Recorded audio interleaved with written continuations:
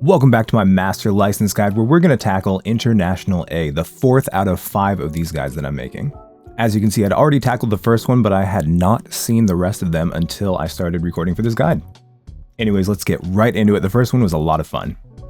This car is a lot of fun. It's a Corvette, so you've got to expect it to rotate on throttle and not want to turn very much. Before the end of the wall, about 10 or 15 feet before actually, is where you want to brake. It's a little bit after where I paused right here. Brake hard in fourth, downshift to third, and you're going to start turning in right before the last cone on the left. Notice that I'm definitely trail braking, but I'm holding a lot of brake pressure as I turn in because this is a road car, not a race car, so you've got to make sure you're really controlling it with the brakes. You'll also notice that when I'm getting on the throttle, I'm being very gentle and I'm kind of feeling out how much throttle I can give it. I gave it a little bit of rotation on purpose, but I had to fix that because we want to be all the way on the right before entering for this corner.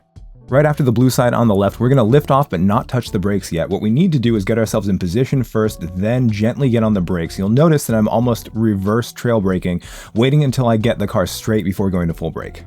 Trying to get as close to the curbing as we can on the left without actually touching it because it can be slippery. We turn in right at the very end of it. It's really tough in this view because it is blind over this curb. We want to make sure we use as much of the curb as we can, get on the throttle away from the inside. Where the blue sign is on the left is approximately our clipping point. I used a little bit of brake to make sure we get all the way up on the curb.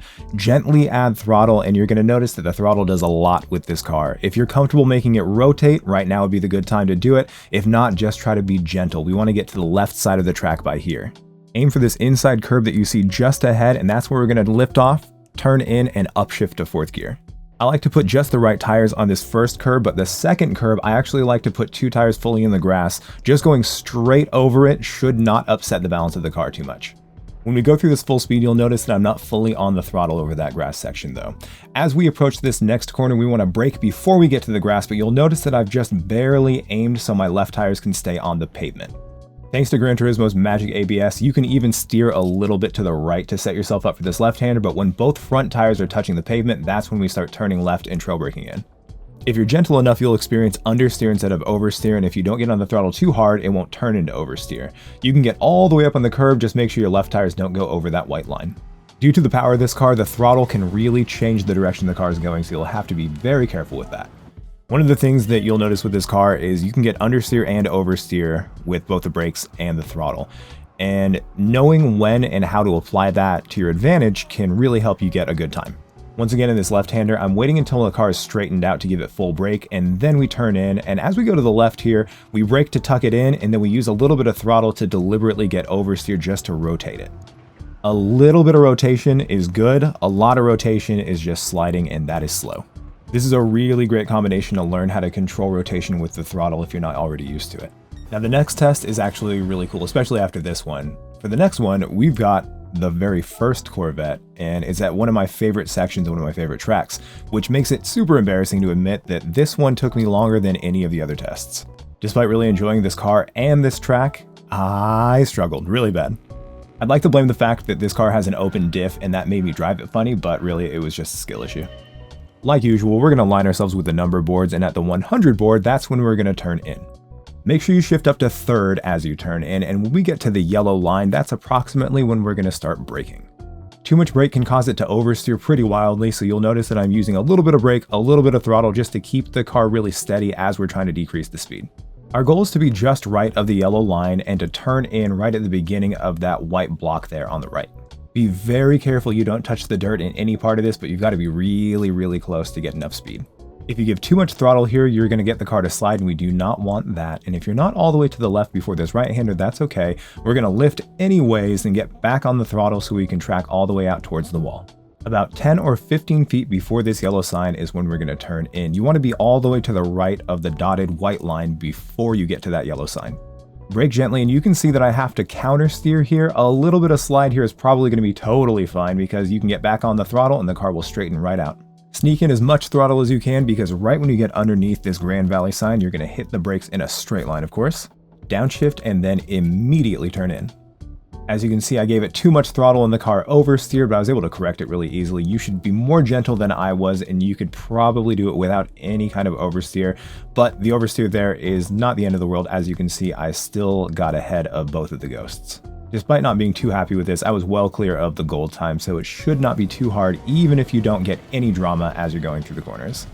Like I said in the last one, rotation's good, but outright sliding is not, so if you can get it to rotate without sliding, you're gold.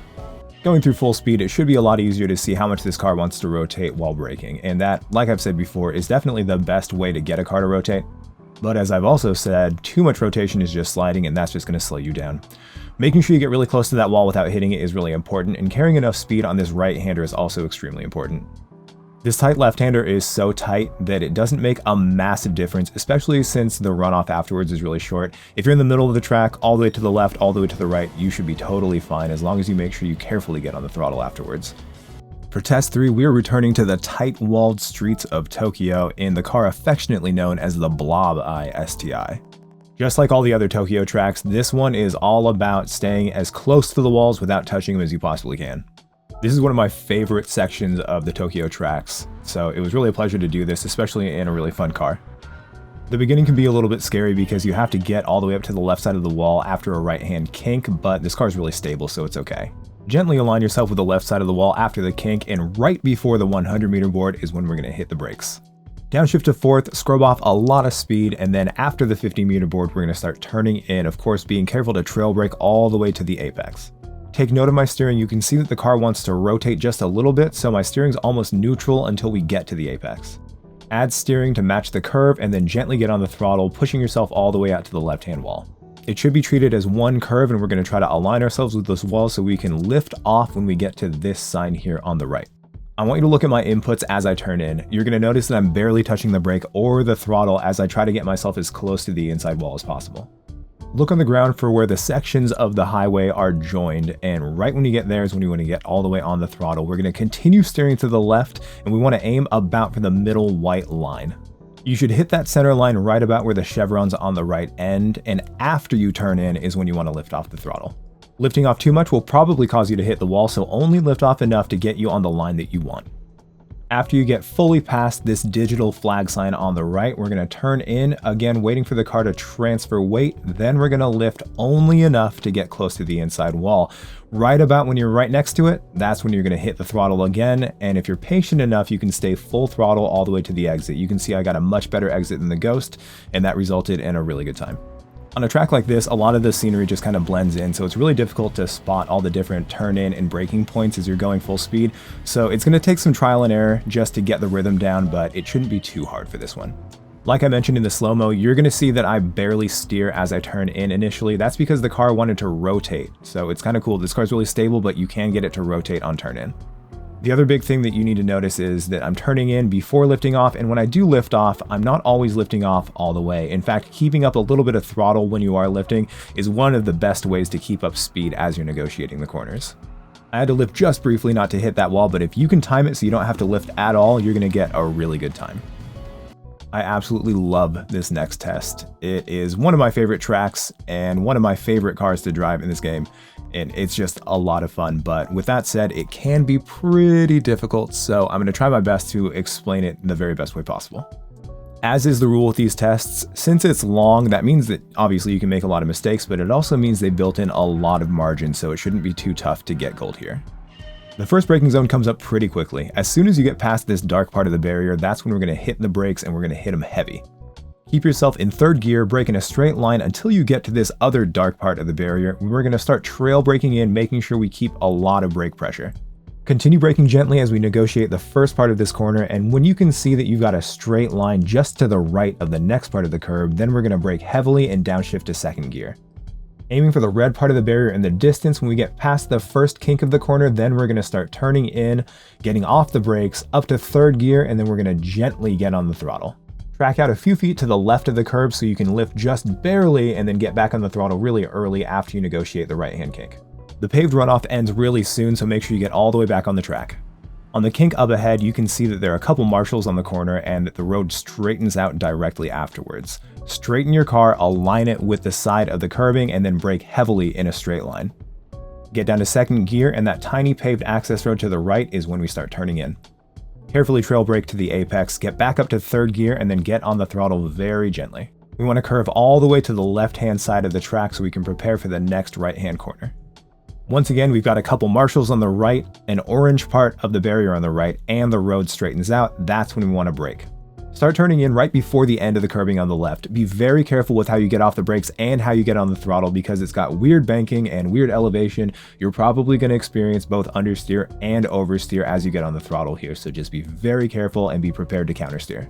Once again, there's a really fast kink up here on the left, and I don't know if you have to lift, but I did lift just a little bit, and I was also too cautious on this next braking zone.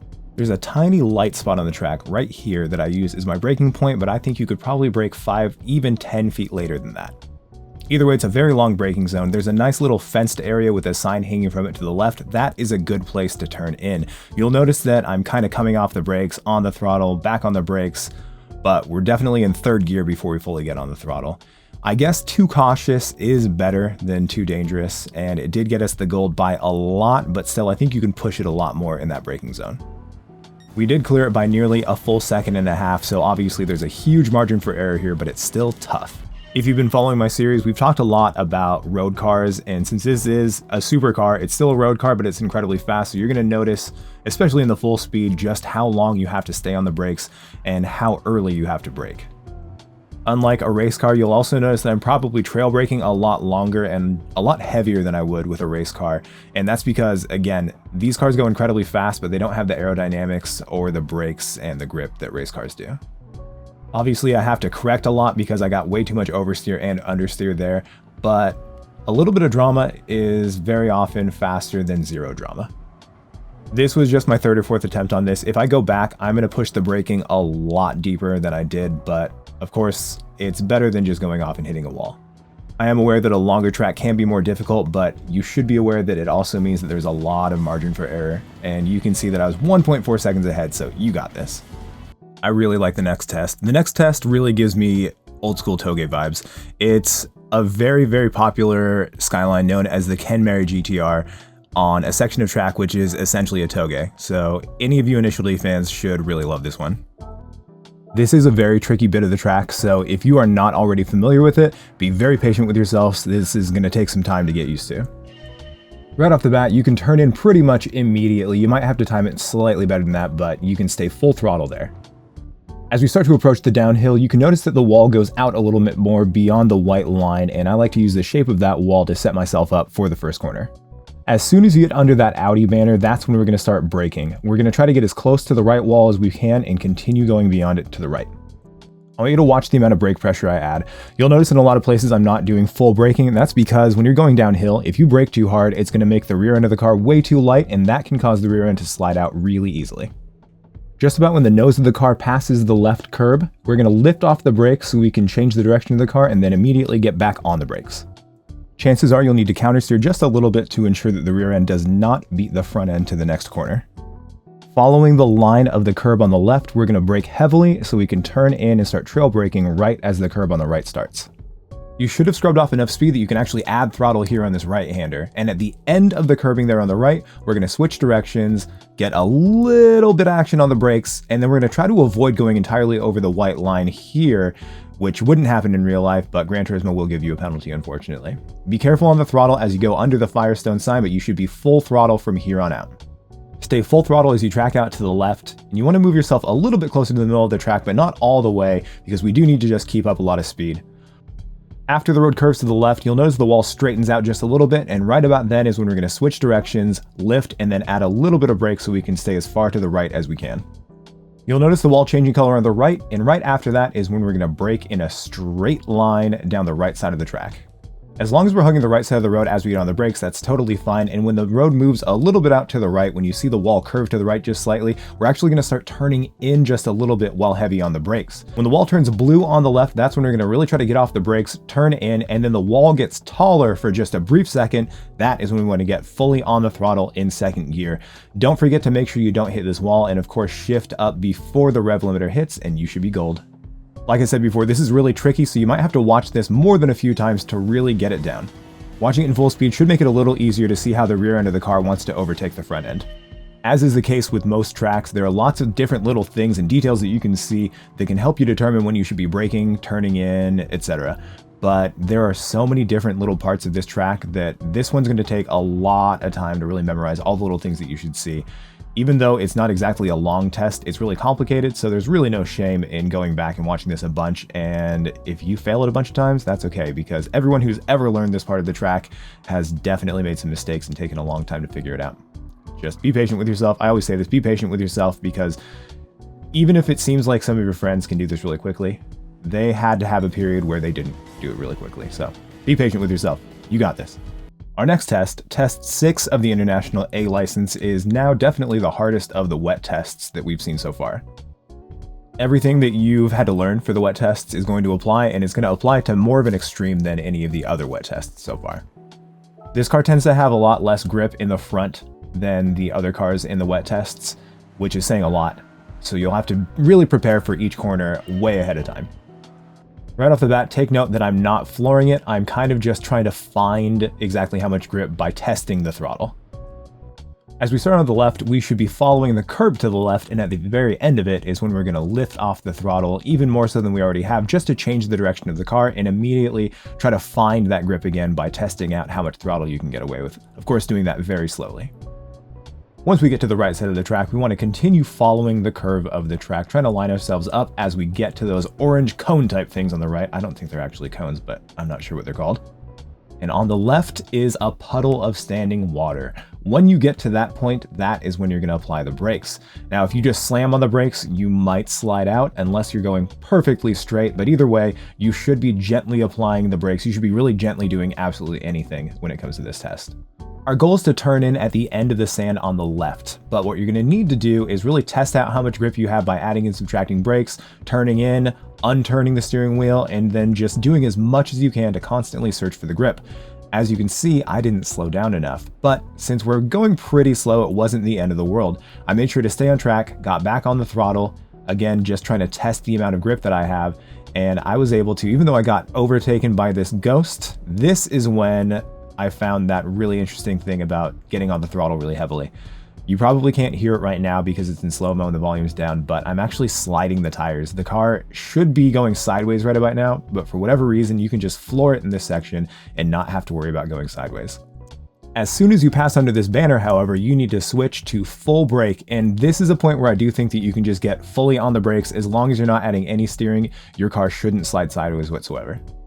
Just ahead to the right, the track kind of expands a little bit beyond where the actual track limits are to match the curve of the corner, and right about there is when we're going to lift off the brakes, start trail braking, and then try to get ourselves set up for the exit. I didn't think about the ghost when recording this. I'll have to keep that in mind for future ones, but luckily it does get out of the way, so you can see that you can put just the left tires on the curb here, get really gently on the throttle, and of course constantly be testing how much grip you have. There's not going to be a single part of this track or this test where you're just going to get on the throttle and forget about it. You've got to constantly test and make sure that you have enough grip to actually get on full throttle, and when you can go full throttle all the way to the exit. Of course, that one little kink can send you sideways, so be very careful with that. Going through full speed, you're going to notice both a rhythm on my throttle and braking, as well as you'll be able to see when I'm turning in that I'm adding steering, reducing steering, adding steering, reducing steering. Everything's a little bit of a test. It's unfortunate and it's slower because it's reactive that way, but you've got to constantly test how much grip you have, and when you finally get used to it, you'll be able to predict to a certain point, but even when you can predict how much grip you have, you might find that you have made a miscalculation, and so you'll have to adjust from there. Sliding like that right there is obviously much slower, but the fact that we got gold and got gold by a lot means that this is one of those tests that can be very tricky, but it also has a very large margin of error, so it shouldn't be anywhere near impossible. This should be pretty easy as long as you're really patient with yourself. I said patient with yourself, but really you need to be just as patient with the car and your inputs.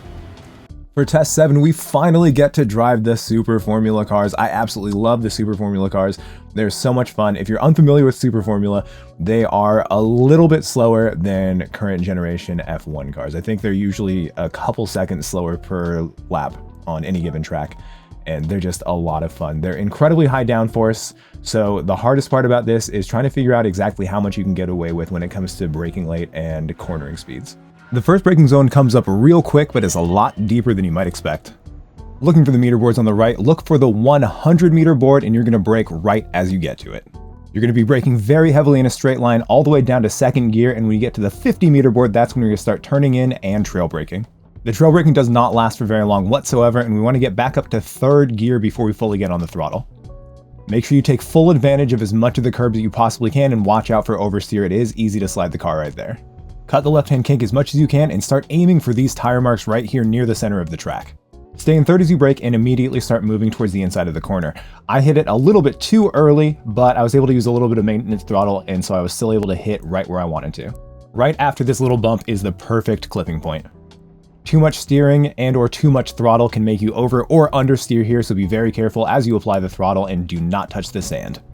Tire tracks mark where you should turn in, stay full throttle, and get as close to these cones as you can. I actually turned in a little bit too late there. I also turned in too late for this next corner, which made me lift just a little bit, but it didn't cost me too much time. You can turn in earlier than the end of that yellow bump and stay full throttle all the way to the end. I think the hardest part for people to get used to when it comes to Super Formula cars is figuring out exactly how much grip they have, and it's usually a lot more than you think. Watching full speed is going to help you get a really good idea of exactly how fast you can take these corners. If you've never driven one of these Super Formula cars, the hardest part's probably going to be getting used to how deep you can brake into a corner. Since we're coming out of that hairpin in third gear, it's kind of a really good example of just how high in the gears you can be when exiting most corners. When you're trying to drive on your own for any other kind of test or anything you're doing with the Super Formula car, experiment with going up in a gear when it comes to coming out of a corner.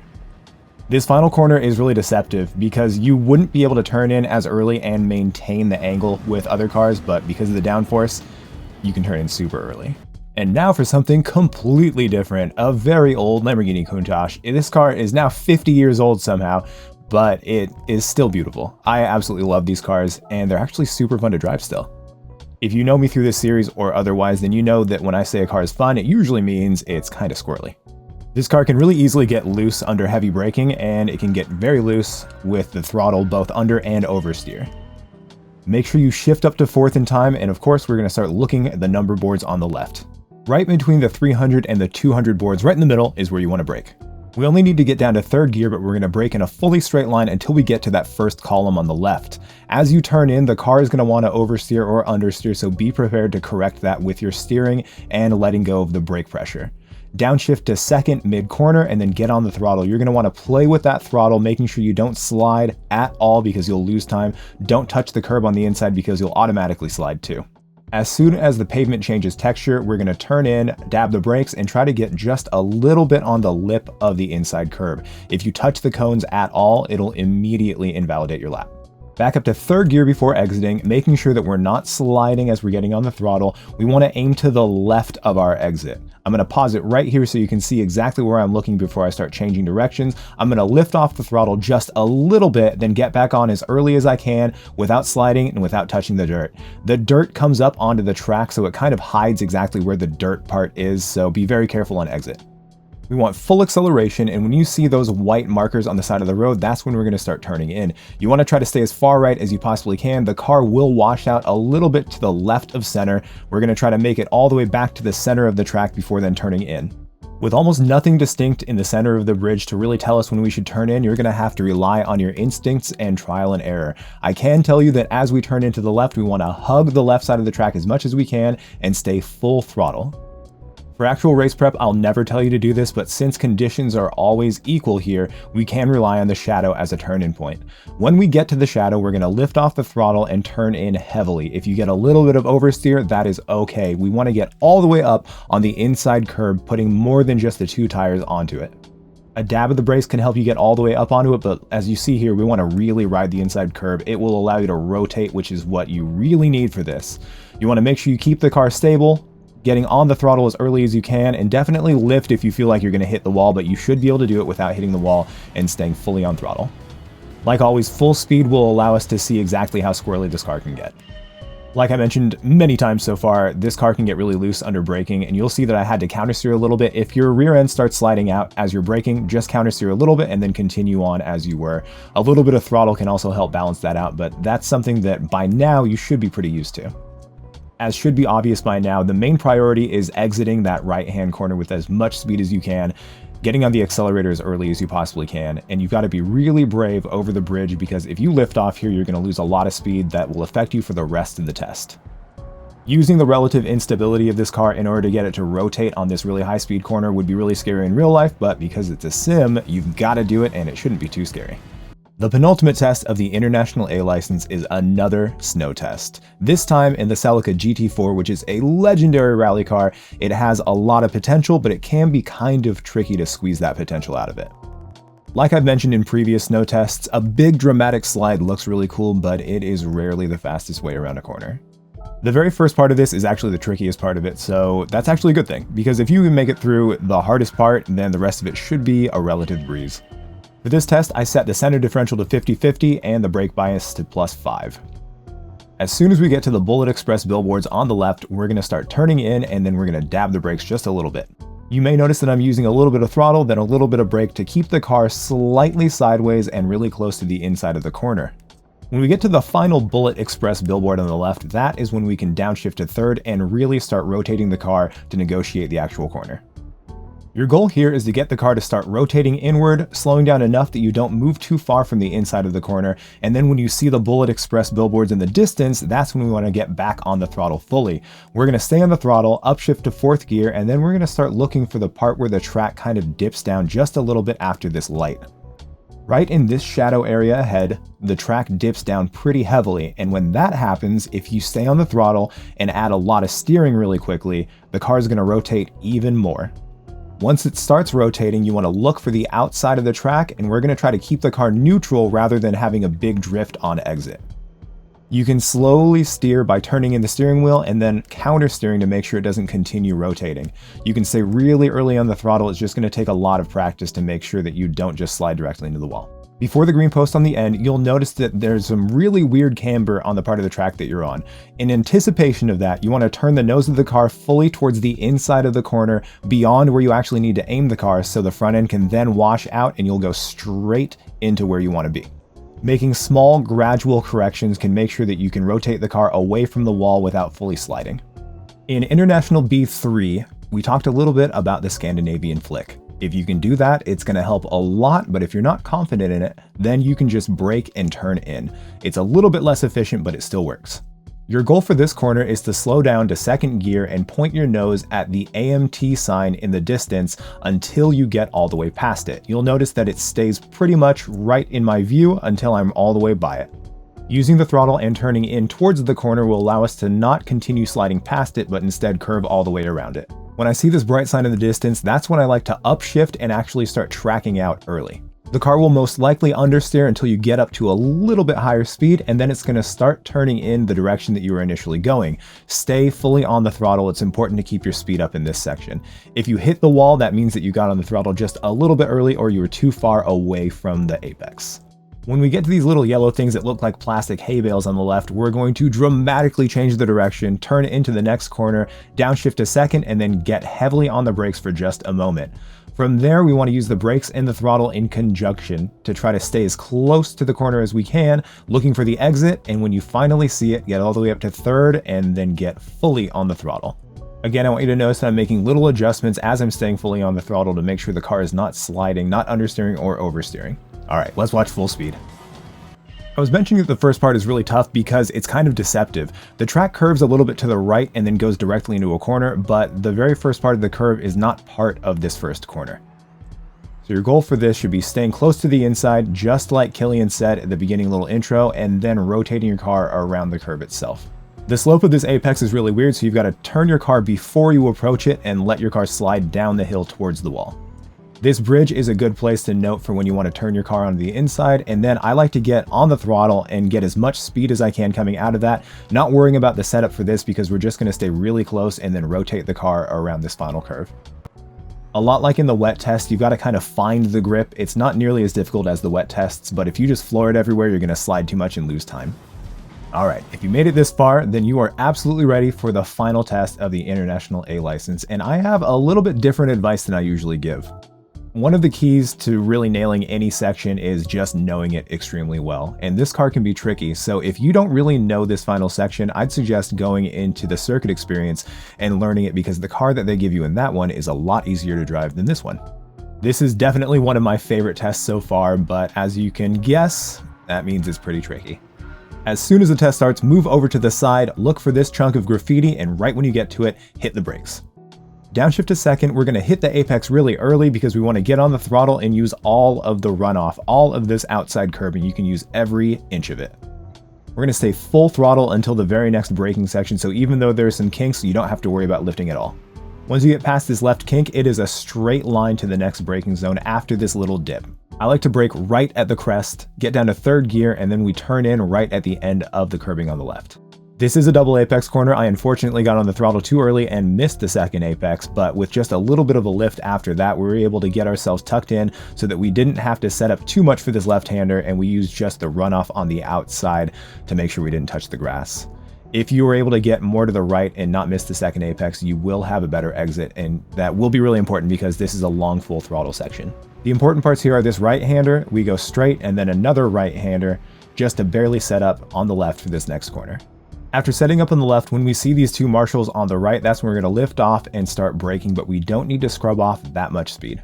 It takes some getting used to how much speed you can carry through these corners because of the downforce, but when we hit the first apex, we can actually get back on the throttle before then looking for the dark spot on the barrier to the right, and that is when we're going to brake again. You only need to be right in the center of the track, not all the way to the right. Get to second gear and start turning in at the end of the runoff section of the track on the right.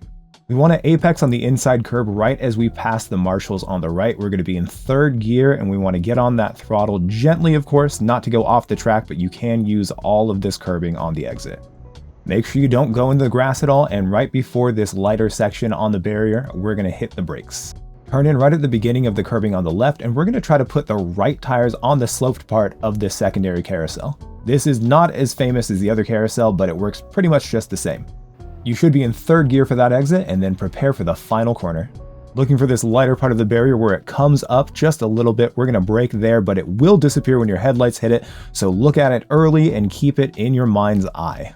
Brake and turn in immediately. You want to avoid going over the curbing on the inside because it can make you bounce, but you want to be closer than I was. When you get to these marshals on the left, we're going to be lifting, braking just a little bit, and then get on that throttle really early. You can rely on the downforce, and it should do you proud.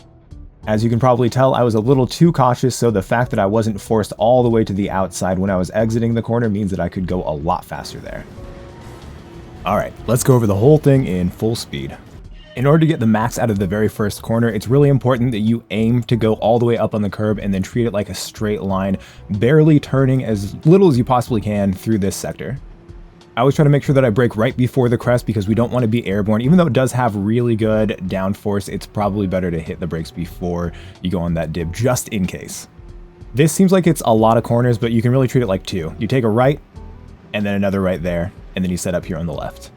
You can and should keep a massive amount of speed through there. You really don't need to sacrifice the exit of the first right-hander for the left either. It's more important just to keep up a really good average speed. You can see that I had to make some minor corrections coming out of the carousel. It does have a bit of a jump at the end, so be very careful there. And on the last corner, you've got to dab the brakes just a little bit. Make sure that you don't hit that inside curb entering it because you will bounce, and you can definitely go a lot faster than I did on that final corner there too. Over 2 seconds clear means that there's a lot of margin for error, so it's tricky, but be patient, you'll get it. And finally, if my guide did indeed help you, then you'll be seeing this screen right here. As always, if you get all golds, then you will automatically get the final car that you used in the last test.